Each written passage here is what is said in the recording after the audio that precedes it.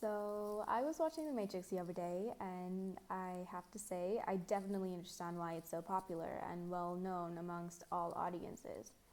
It has this level of depth that really explores who Neo is and what the world's like. The world building is super complex, but also really inviting, almost as if it wants to attract viewers in, which is why I think it's such a famous movie. I have to say though, my favorite scene is definitely when Neo gets offered the two pills, the red pill and the blue pill. For me, I think this is the perfect moment that showcases Neo's reality check and what it means to him. I'm Akshitha Sathish Kumar, and I'm going to look at what a reality check is for everyone and what it could mean for you and what it did mean for me. So in the movie, Neo has to choose between the red and blue pill, like mentioned before. And if he chose the red pill, that would mean he has to join the resistance and go against everything that he thought he once knew. This promises hardship and challenge, and even showcases the potential aspect of death. But if he were to take the blue pill, he would forget everything and go back to living in this fake world. Obviously, Neo being the main protagonist, he opts for the red pill. But would we all do the same in the same position?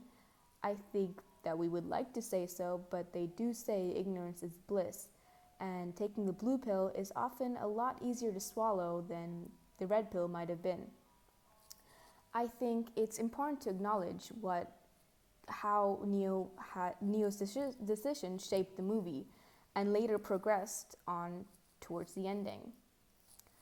I think if in individual situations and depending on what exactly we want, that pill could change everything for us, and that's essentially what a reality check is. There are two main aspects that I think a reality check revolves around, and that's personal and community based. In a personal aspect, it looks at who you are as a person and what you think you need to change.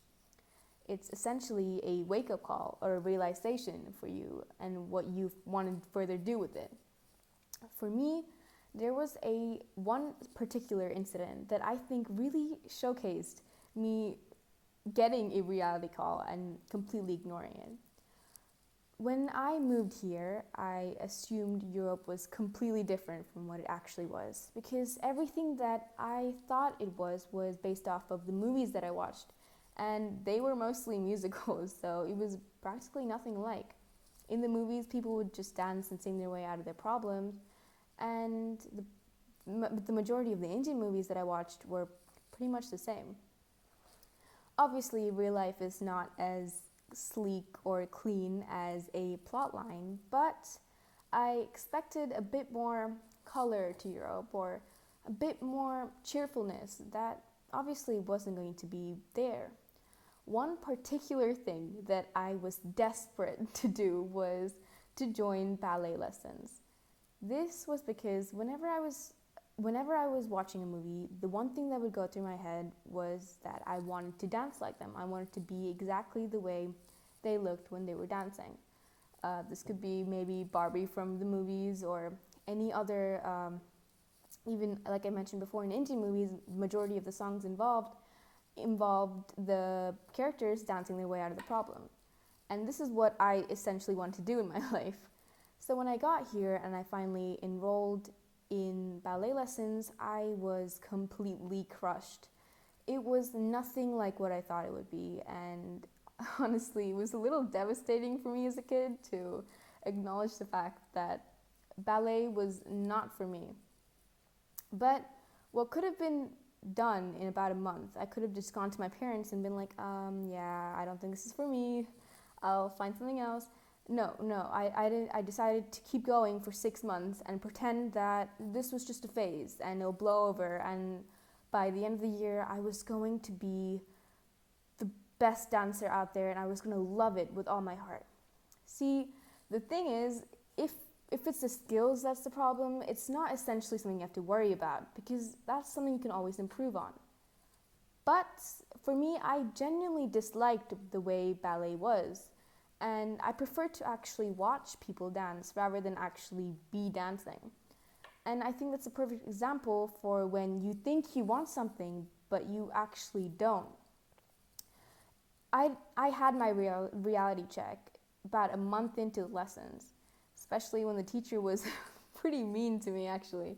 But I realized that this isn't what I wanted, but I chose to ignore it. I chose to take the blue pill in that situation and pretend everything was normal. And that's the one regret I had for essentially the entire year. It almost jeopardized my love for the piano because I never thought I could hate classical music as much as I did back then. The only thing that would run in the background of my nightmares would be the classical music that I had to dance to in the studio. And it was horrendous. I wish that I'd quit sooner and joined something a little bit more to my taste. And I did. My parents enrolled me in Bharatanatyam, and though I've stopped dancing in it now, I actually really appreciate the experience that I gained from that club. It taught me more about my culture, but it also encouraged my love for dancing, but just took it in a different way so I could actually like it better there. And that's completely fine. Acknowledging that you don't like something or just saying no in general is acting on that reality check. I know a lot of people who are in relationships, for example, who aren't happy but choose to get married because they think that is a step towards, or being married is a improvement to actually being in a relationship. But the thing is, that could actually end up making you hate it even more. You have to understand that what you think you want might not be what you actually want. You should work towards or have a goal and actually be passionate about what you're doing. And when that moment comes, when you realize, even though I waited for this all my life, this isn't for me, saying no is what you need to do. Swallowing that red pill is what you should do if you want to prioritize your happiness. Obviously, a reality check could apply for something a lot more important than a hobby. It could be for your healthy lifestyle or the relationships, like I mentioned before, that you hang out with. Even just improving who you're in touch with is so important for who you are as a person, which directly leads us to the next point. The community is another aspect of how a reality check is essentially given or how you actually have it. For example, when you're actually in the process of understanding or realizing that you need to make some changes, the people around you or what you're reading or what you're seeing on the news can influence you a lot. The people you hang out with are sort of helping you build who you are today and who you will be later. That's why they say surround yourself with people who you actually like and who you want to appreciate or understand. If you're surrounded by people who put you down, then it's often or more likely that you will be put down too. You won't achieve your goals as easily as you would with the moral support that you would gain from relationships. But the media is also a huge influence. I think we could all collectively agree that 2020 has been extremely chaotic and also kind of really bad. Not just in friendship-wise, where it's hard to communicate with each other, also because of the whole pandemic and the crises happening all around the globe. During the coronavirus, one experience that I so vividly had was when I called my parents and I asked them to pick something up from the store. And I naturally assumed that it would be there, or if it was out of stock, then that's completely fine. But to my utter shock, when they went in, apparently everything was empty and there was very little food left. And in a state of panic, my parents called me back and asked me to check the news and tried to get what they could to make sure there was enough for next week or so. Because everyone panicked under the thought of a food shortage when that never was a problem. In fact, the coronavirus didn't ever really affect the amount of food that we had, at least in the Netherlands.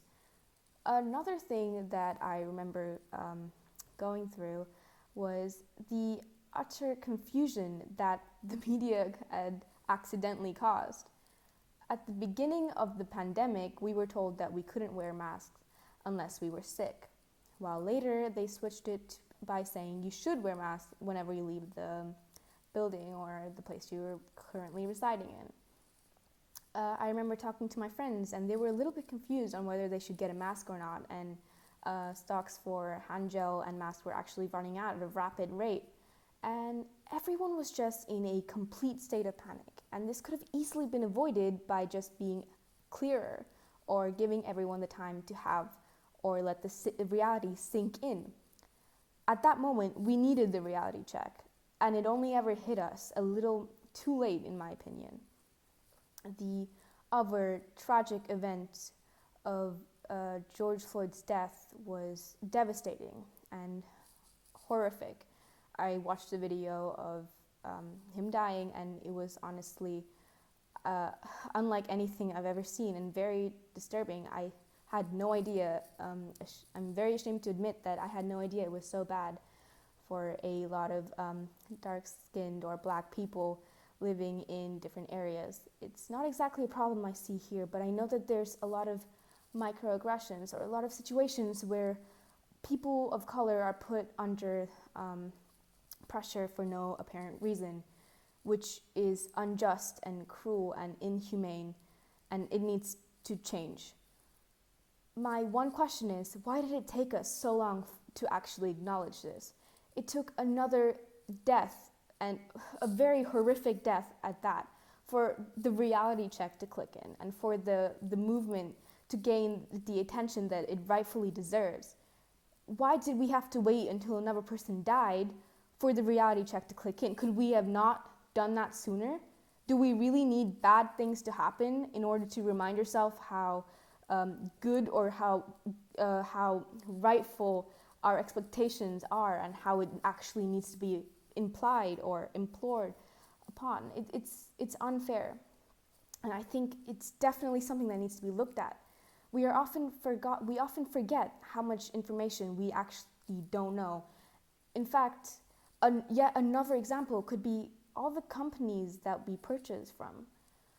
In fact, I was completely unaware that a lot of the products that I buy from markets or other brands mistreat their workers. I was going through another article that I found, and I found a very few number, but they were there nonetheless, and they were proven to exist.